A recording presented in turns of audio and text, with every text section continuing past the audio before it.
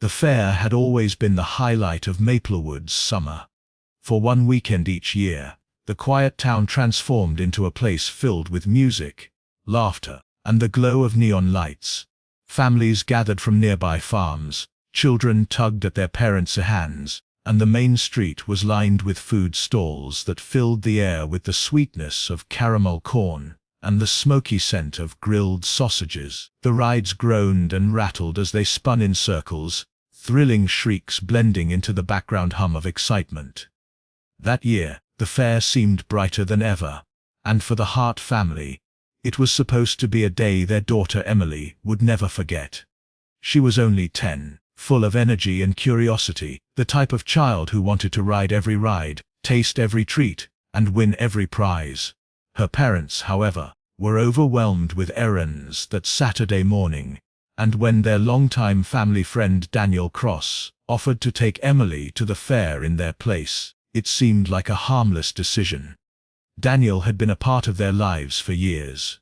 He had shared dinners with them, helped with small household repairs, and on several occasions babysat Emily without incident. To the Harts he was reliable, soft-spoken, and trustworthy, the sort of person who blended into the background without drawing suspicion.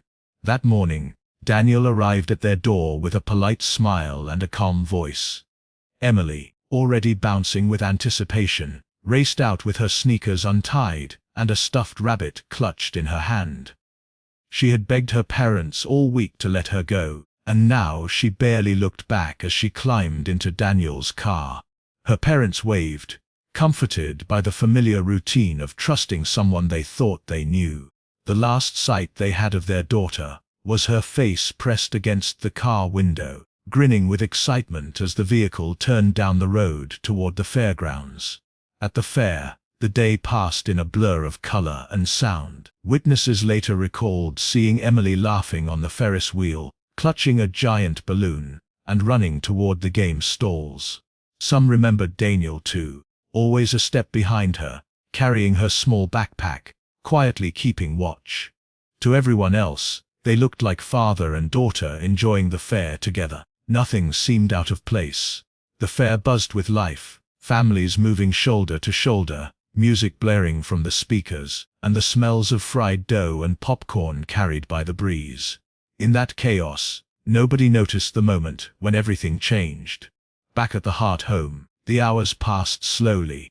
By late afternoon, Emily's parents expected her return, but when the sun began to dip behind the trees and the first stars appeared, there was still no sign of Daniel's car. At first, they tried to reassure themselves. Perhaps the fair had been too much fun, and Daniel had let Emily stay longer. Maybe they had stopped for ice cream or gotten caught in traffic. Yet as night deepened and calls to Daniel's phone went unanswered, worry turned into panic. By midnight, the Harts were pacing their living room, their eyes fixed on the clock. Each minute felt heavier than the last, each silence more unbearable. They called friends, neighbors, anyone who might have seen Daniel or Emily that day, but no one knew where they had gone. The police were contacted, and within hours, patrol cars circled the town.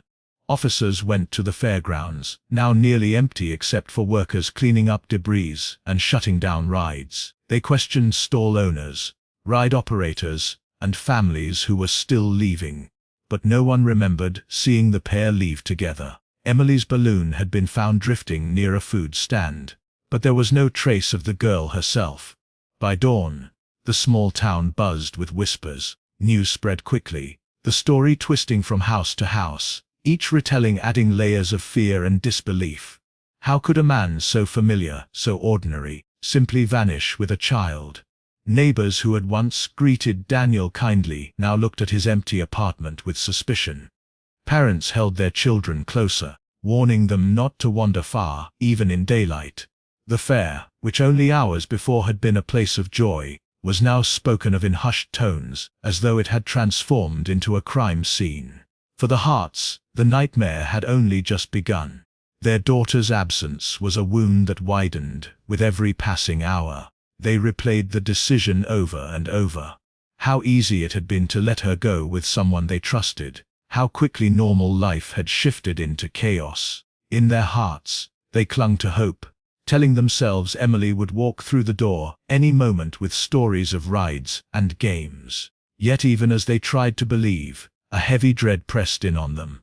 Emily was gone, Daniel was gone, and the fair was no longer a memory of summer fun. It was the beginning of a mystery that would haunt Maplewood for years. The investigation began with urgency, fueled by the growing fear that every hour without Emily reduced the chances of finding her safe. The police combed through the fairgrounds, section by section, but by the time they arrived, most evidence had already been trampled under the weight of thousands of footsteps. Empty soda cups, crumpled tickets, and discarded food wrappers littered the grass. Any clue that could point to where Daniel had gone blended into the chaos left behind. Still, officers pressed forward, interviewing ride operators, food vendors, and attendees who lingered after the rides shut down. Some swore they remembered seeing Emily earlier in the day, holding a balloon or climbing onto a carousel horse. Others thought they saw Daniel leading her away, though no one could say exactly when or where. It was as if they had been swallowed by the crowd and erased from view. By dawn, the search extended beyond the fair. Officers patrolled highways and back roads leading out of Maplewood. Helicopters scanned the dense forests surrounding the town, their searchlights cutting across treetops. Volunteers gathered at the community center, forming search groups to cover fields, barns, and trails. The Hart family stood in the middle of it all, watching strangers carry flashlights into the night, hoping against hope that someone would return with their daughter. Flyers were printed within hours, Emily's school picture at the center, her brown braids and bright smile staring back at a town that now saw her as the face of tragedy. Detectives turned their attention to Daniel. His quiet life quickly unraveled under scrutiny.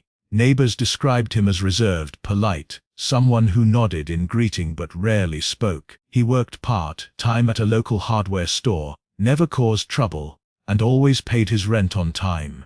To most, he had been forgettable, the kind of man people noticed only when they suddenly weren't there anymore. His apartment, when searched, offered little. The bed was neatly made, dishes were stacked in the cupboard, and the refrigerator held only basic groceries. Nothing was out of place, except for the absence of a duffel bag that neighbors remembered seeing him carry on occasion. Investigators concluded he had taken it with him, but what it contained remained a mystery. His car was missing as well, and without it, the search radius widened beyond what the small police force could manage alone. The community's anger grew with each passing day. Parents who once trusted Daniel now cursed his name, unable to understand how someone so ordinary could commit such a betrayal. Rumors spread quickly, each one darker than the last.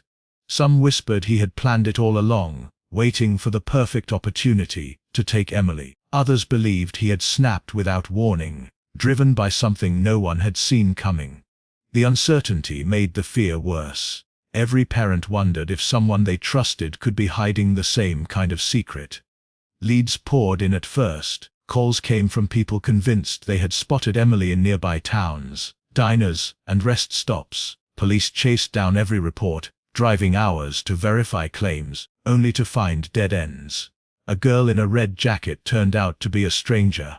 A man traveling with his niece was mistaken for Daniel. Each false lead chipped away at the hope of finding her quickly. Still, detectives refused to give up.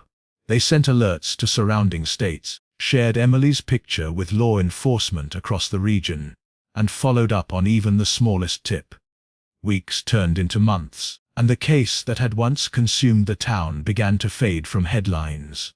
The search parties dwindled, the posters curled and faded in the sun, and the news anchors moved on to other stories. For the Hart family, however, time stood still. Every day was measured by the absence of their daughter, every night haunted by the unanswered question of where Daniel had taken her. The police kept the case open, but without new evidence. It settled into the category of unsolved mysteries that lingered in the background, waiting for a breakthrough that might never come. The apartment Daniel had once lived in was eventually rented to someone else. but neighbors admitted it never felt the same. Some avoided walking past it at night, recalling the chilling silence of the days after his disappearance. The fair returned the following summer, but fewer families attended, and the laughter that once defined the event now carried an undertone of unease. For Maplewood, the abduction had become a scar, a reminder that even the safest places could hide dangers no one expected. The Hart family refused to give up hope. Emily's parents spoke at community events, urging people not to forget her face, not to let the case slip away.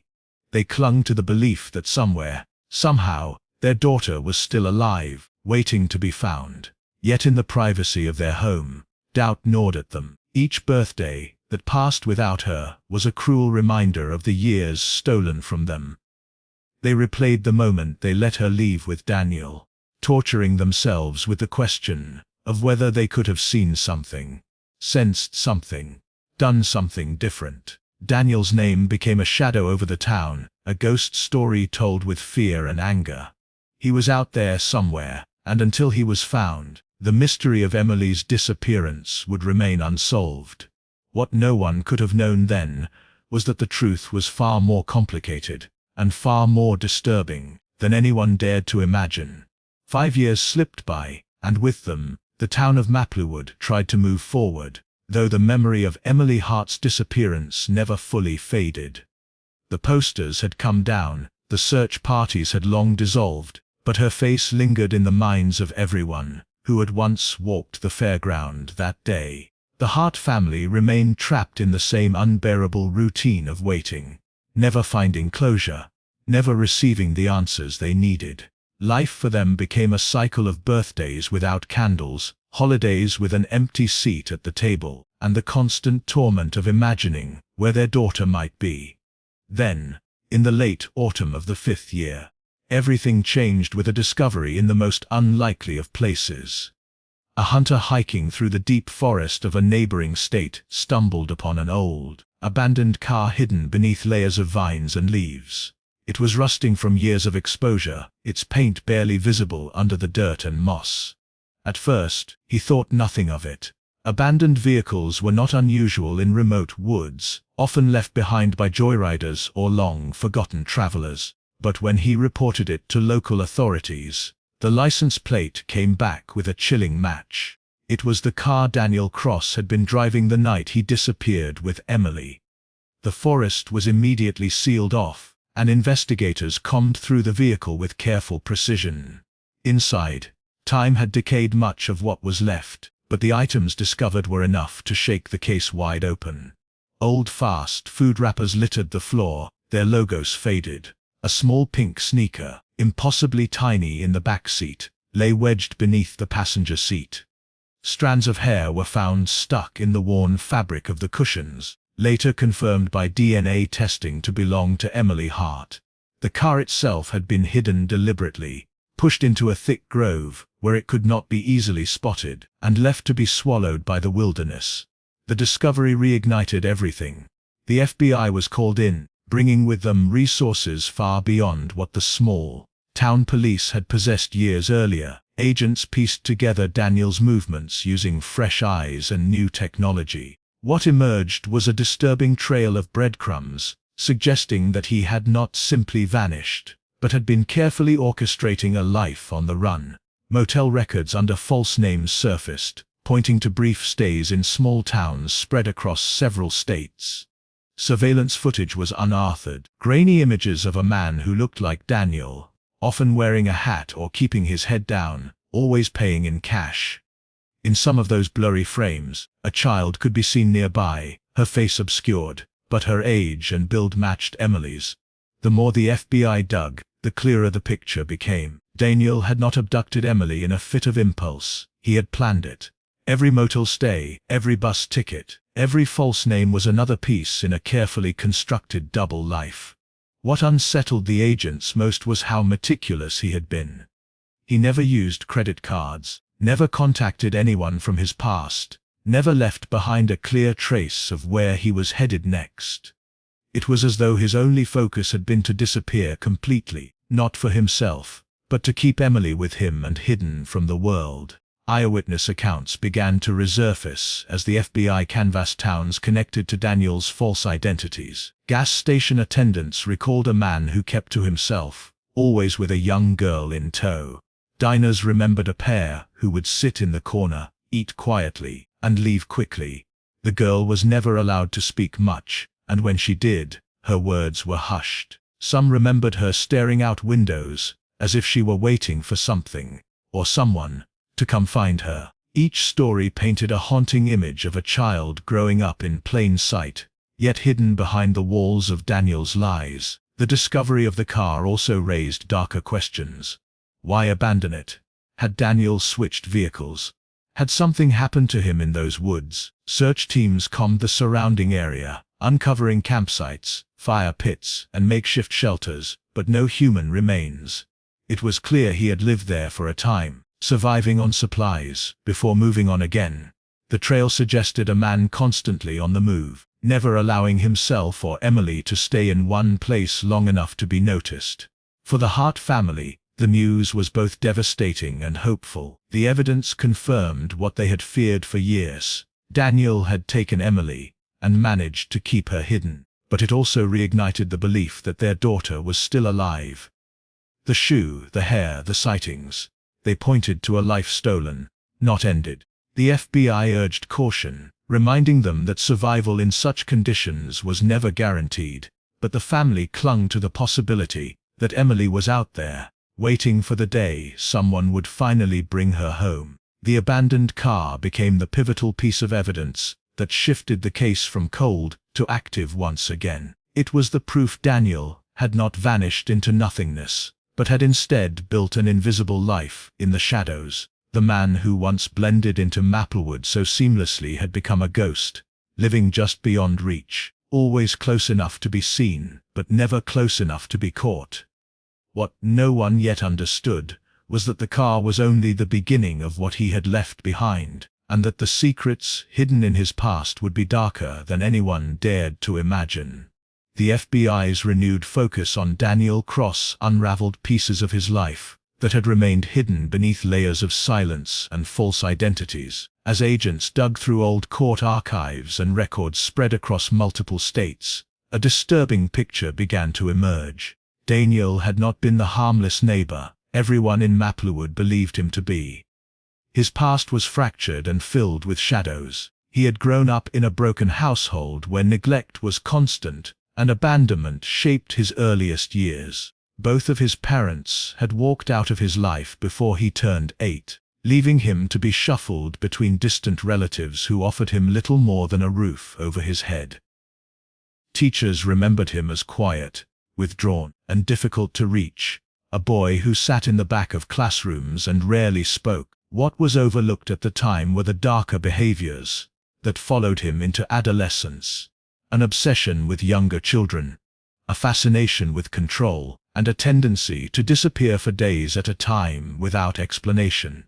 Buried in sealed juvenile records were troubling details of attempted abductions in other towns. Though he had never faced serious consequences, incidents followed him like faint trails of smoke. Families had reported him lingering around playgrounds, offering candy or trinkets to children. But each time, the lack of hard evidence allowed him to slip away. He moved from one state to another, leaving behind suspicion but no convictions. By the time he reached Maplewood, Daniel had crafted the image of a quiet man looking to start fresh, and he had succeeded. No one connected him to the unsettling reports from the past. He had lived quietly, earning trust with small acts of kindness until the Harts saw him as safe enough to watch their daughter.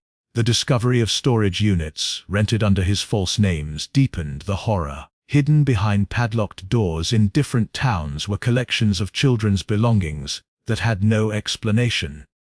Investigators found boxes filled with dolls, neatly folded clothing in sizes too small for any adult, and shelves of children's books. Some of the items seemed new, others worn, but all of them pointed to an obsession that stretched far beyond Emily alone.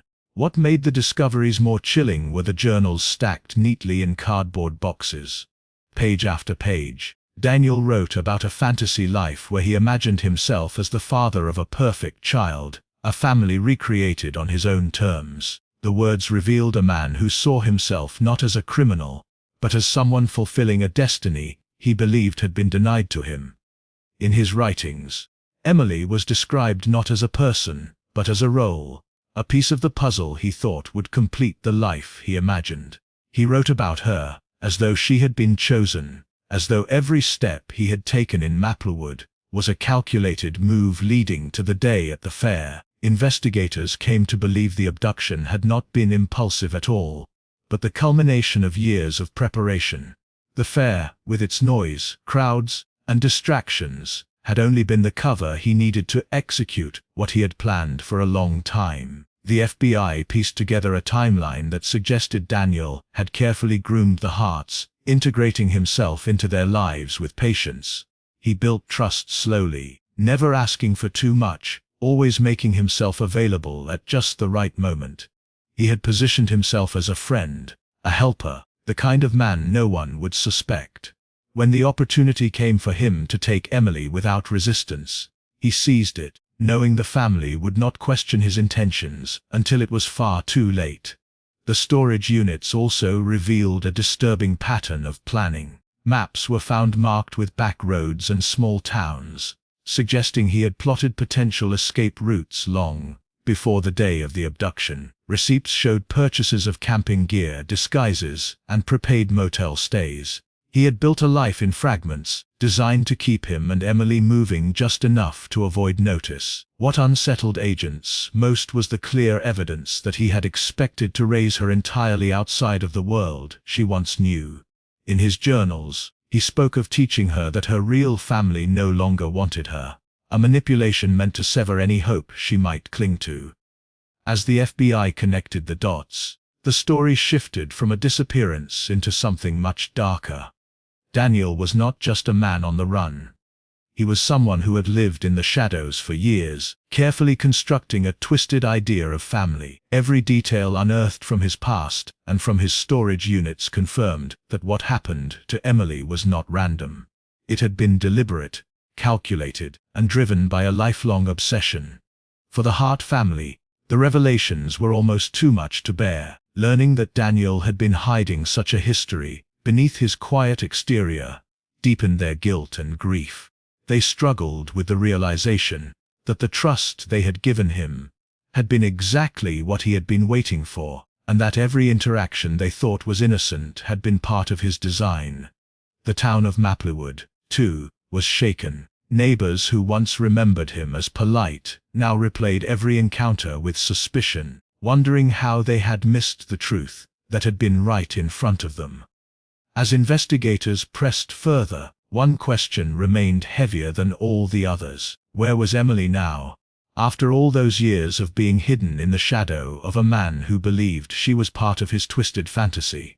The answers, they knew, would come not from his journals or his past, but from the trail he had left behind in the years after abandoning his car in the woods. The final breakthrough came from the smallest of details, a pattern that had been buried in years of records collected from Daniel Cross's movements. The FBI analysts noticed that although Daniel changed names, cars, and towns frequently, he often gravitated towards small mountain communities, places where people kept to themselves, and where a stranger could slip into the background unnoticed. It was in one of these towns that agents found a curious lead. A young woman had been living there under a name that could not be verified through any birth certificate or official documents. She had arrived a few years earlier, kept mostly to herself, and when asked about her past, she offered vague answers that left more questions than clarity. At first, she was dismissed as just another drifter, but when investigators pressed further, they realized there was more to her story than met the eye. She was in her late teens, quiet and guarded, with an air of someone who had learned to live in the shadows. Neighbors recalled she avoided close friendships and never invited anyone into her home. When FBI agents approached her, they noted her striking resemblance to the missing child Emily Hart. Though the years had changed her, there was something unmistakable in her features, something that connected her to the photographs of the little girl who had vanished from Maplewood 5 years earlier. DNA testing was arranged quickly, and the results confirmed the truth. The girl was Emily Hart, alive after all the years of being hidden. The revelation stunned everyone involved. The Harts were called immediately, and the moment they learned their daughter had been found, emotions overwhelmed them. Joy collided with disbelief, relief mixed with sorrow for the years lost. For Emily, however, the reunion was not as simple. The life she had lived under Daniel's control had shaped her in ways no one could have imagined. She told investigators that from the day she left the fair, Daniel had convinced her that her parents no longer wanted her, that they had stopped searching, and that the outside world was filled with dangers she could not survive without him.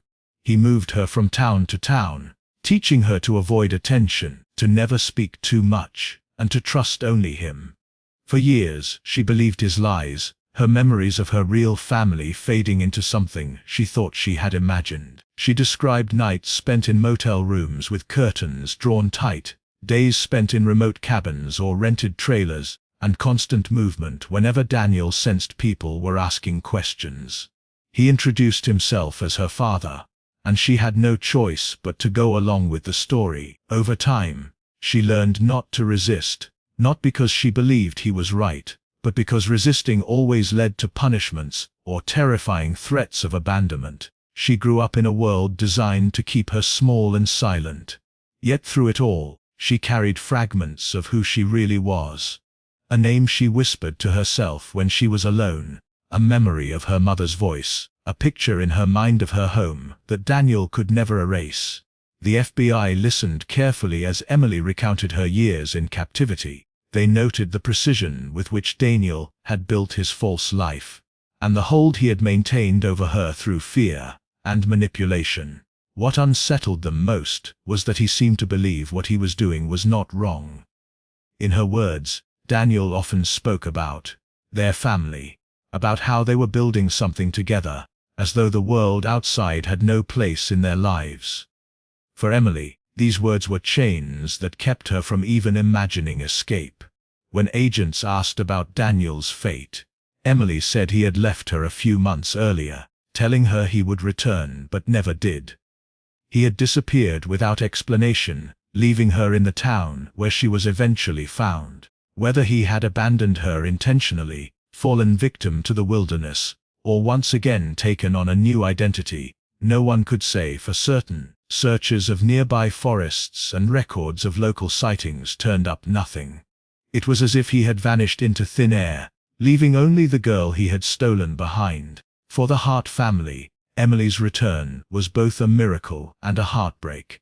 They embraced the daughter they thought they had lost forever, but they also faced the reality that she had lived a childhood shaped by fear and lies. The years stolen from them could never be recovered. Their joy was tempered by the challenge of helping Emily rebuild her life, of teaching her to trust the world again, of reminding her that she had always been loved. For Maplewood, the discovery was a story that would never be forgotten, a reminder of how one man had hidden among them, trusted and unnoticed, until his true nature was revealed in the worst possible way. Daniel Cross remained a phantom, his fate uncertain. Some believed he had died in the woods, his body never found. Others were convinced he had slipped once again into another identity, watching from a distance as the world searched for him. The FBI kept the case open, determined to uncover the truth, but as time passed, his absence only deepened the mystery. For Emily, however, the focus shifted from his shadow to her own survival. She had endured the unimaginable and lived to be found. Her story became one of horror but also of resilience, a testament to the strength hidden in even the smallest child. Though Daniel's final chapter remained unwritten, Emily's return closed the darkest part of the story. She was no longer the girl who vanished from the fair, but the young woman who came back, despite everything done to keep her hidden. The case of her disappearance would forever stand as a warning of how trust can be twisted, how secrets can be buried for years, and how the truth, no matter how carefully hidden, will eventually rise to the surface.